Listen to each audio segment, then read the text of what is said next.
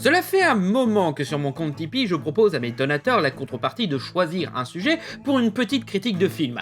Et la dernière vidéo remonte à 2 ans, bordel de merde. Et non, c'est pas parce que je ne reçois pas beaucoup de dons, bien au contraire, mais parce que je remettais très souvent au lendemain à cause de mon travail sur Enfermé-là. Et du coup, j'ai accumulé une bonne vingtaine de films à critiquer. Ah, je suis vraiment une merde. Eh bien, cette fois, j'en ai marre de faire traîner ça, donc pour les périodes de Noël, je vais faire autant de critiques proposées par les donateurs que possible. Pour le mois de décembre, je vais me focaliser sur les films proposés qui collent le plus à la période des fêtes et je vise 12 vidéos pour aller avec la thématique. J'espère y arriver tout en faisant Enfermé-là ce mois-ci. Et désolé à tous les donateurs pour mon retard. Bref, cette vidéo existe grâce au don Tipeee Daily. Vous aussi n'hésitez pas à soutenir mes créations en déposant un don sur mon compte Tipeee pour que vous puissiez choisir un film à critiquer en vidéo. Si vous êtes patient bien sûr, encore désolé pour le retard. Et grâce à Ellie, nous allons parler du film culte Chicken Run. La stop motion est un art sous-estimé. Je veux dire, l'animation en général c'est compliqué, mais la stop motion c'est encore plus de travail, d'effort et surtout plus de soucis. Et rien que pour ça, il mérite autant de reconnaissance que l'image de synthèse ou même l'animation 2D. Depuis tout petit, je suis fasciné par ce style d'animation. Et aujourd'hui, je suis encore plus impressionné quand ils font bouger la caméra durant une animation. La galère logistique, putain que ça doit être! Non, sérieux, déjà qu'ils doivent bouger les marionnettes chaque microseconde, mais en plus, il faut que ça colle avec le mouvement de caméra pour que ce soit fluide comme ça, mais c'est des génies les mecs! Et niveau animation stop motion, les maîtres sont bien sûr les Britanniques de Aardman Animation, principalement connus bien sûr pour Wallace et Gromit. En 2000, ils ont sorti leur premier long métrage d'animation, Chicken Run. Film qui n'a pas eu de soucis de production, mais qui a demandé beaucoup de temps d'élaboration, et surtout qui a mis un peu de temps à trouver des distributeurs. À la base, Pathé devait avoir l'exclusivité, mais finalement ne s'occupe que de la distribution française, le reste étant géré par DreamWorks, compagnie encore jeune à l'époque, qui voulait s'armer au maximum dans leur plan pour détruire Disney. Prendre un studio emblématique apprécié du public et avec un style qui se différencie de Disney était une bonne tactique. Pour l'anecdote, j'ai découvert l'existence de ce film grâce à une bande-annonce au début de ma cassette d'Astérix et Obélix contre César, même qu'à l'époque le film s'appelait Ginger et Rocky. Ginger et Rocky, au cinéma à l'automne 2000. J'avais vu ça en novembre 1999. Faire attendre 1 an au petit enfant de 10 ans que j'étais... Bref, de quoi parle ce film ? C'est pratiquement une parodie de La Grande Évasion, sauf qu'au lieu de se passer dans un camp de prisonniers nazis, ça se passe dans un poulailler. Là tu vois que tu pourrais plus faire ce film de nos jours parce que t'aurais tous les anti-vegans qui seraient genre « Ah ouais, les exploiteurs d'animaux sont des nazis, c'est pas très gentil ça !» Ginger, la poule jouée par Valérie Lemercier, essaye depuis un moment de s'évader avec ses amis poules, pour gagner leur liberté dans des terres hors d'atteinte pour l'homme, mais surtout pour s'échapper d'un système qui les exploite et les tue quand elles ne pondent plus d'œufs, pour ensuite les manger. Mais ces nombreuses tentatives d'évasion échouent. Les choses empirent quand la fermière, Madame Tweedy, frustrée par le peu de profit que la production d'œufs leur apporte, décide de changer de méthode et de commander une machine servant à faire des tartes de poulet qui amènerait à tuer plus directement les poules. C'est typiquement un plan à Wallace et Gromit. Heureusement, ou malheureusement, Gérard Depardieu débarque. Rocky, un coq qui semble avoir la capacité de voler. Blessé lors de sa chute et recueilli par le poulailler, Ginger l'encourage à les aider en leur apprenant à voler pour ainsi pouvoir s'évader. S'ensuit alors une aventure délirante comme on est en droit de l'attendre de la part des papas de Wallace et Gromit.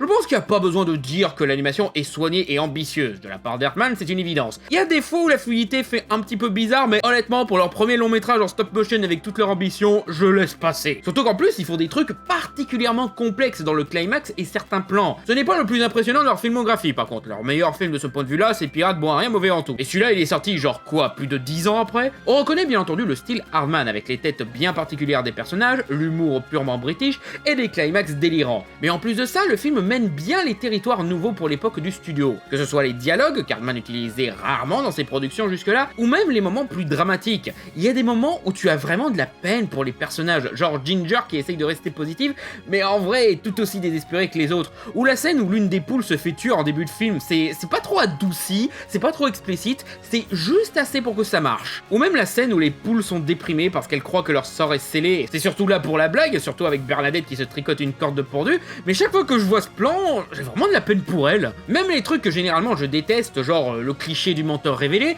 c'était bien mené. Déjà parce que c'était pas une situation déraisonnable, il y a une bonne raison d'en vouloir au menteur, car en apparence son mensonge n'a fait que perdre leur temps, alors que le temps c'est tout ce qu'il leur reste pour survivre, mais aussi au final c'est surtout le menteur qui s'en veut le plus d'être le menteur dans la situation. Et enfin, plus important, le film est plus nuancé sur la question du mensonge, car il montre aussi que les mensonges ont des bienfaits, rendre leur situation actuelle plus supportable, pouvoir mieux marchander avec des escrocs, et même une meilleure alternative que de rappeler continuellement qu'elles vont mourir, jusqu'à arriver à ce genre de dépression, quoi. Les personnages sont bien sûr très amusants, j'aime particulièrement la scientifique avec l'accent écossais, elle est rigolote. Même les personnages censés être salopards, comme Madame Tweedy, qui est souvent amusante dans son sadisme. J'adore le fait qu'à la fin, elle découvre que les poules sont intelligentes, on construit une machine pour s'évader et tout.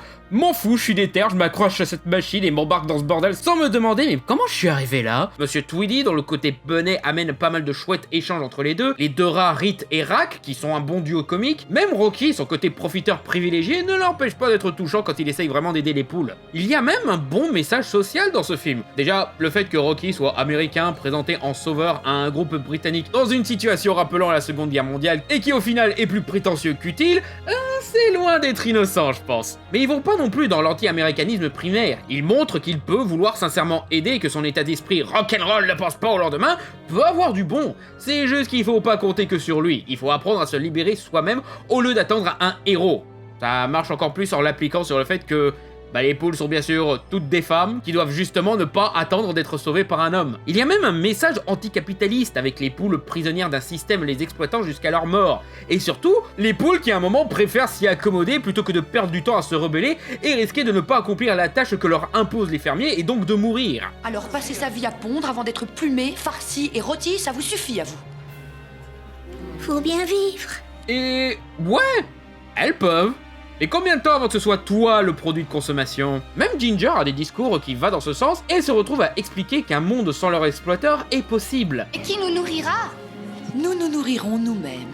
Et où sera l'élevage? Il n'y aura pas d'élevage. Mais où vont habiter les éleveurs? Ouais, là on est plus proche de la ferme d'Orwell que de la grande évasion là. Si je devais critiquer un truc, ce serait le choix de Gérard Depardieu pour Rocky. Depardieu est un grand acteur. Enfin, ces temps-ci, mais à l'époque c'était un grand acteur, disons. Mais il n'a jamais été bon dans l'exercice du doublage, même quand il doit se doubler lui-même, il est pas terrible. C'est con parce que le reste du casting se débrouille bien, Valérie Lemercier et Josiane Balasco sont même très bonnes dans leur rôle, et leur voix accompagne bien le côté un peu bourgeois qui caractérise le parler des personnages en VO. Il existe un second doublage avec Patrick Poivet dans le rôle de Rocky, mais aussi tout un autre casting fait pour la télévision et le Québec.